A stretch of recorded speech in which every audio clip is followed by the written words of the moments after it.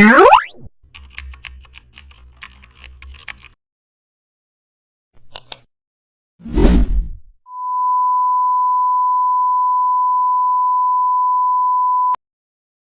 back to the channel. Don't forget to like, share and subscribe for more updates.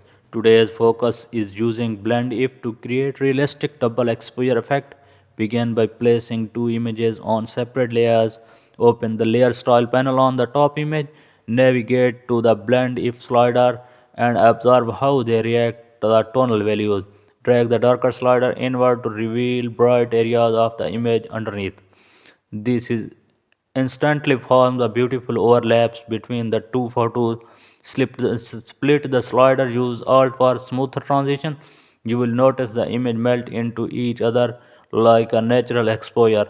Adjust opacity and blend mode for even richer result in Photoshop. Thanks for watching. Play with the levels to ensure both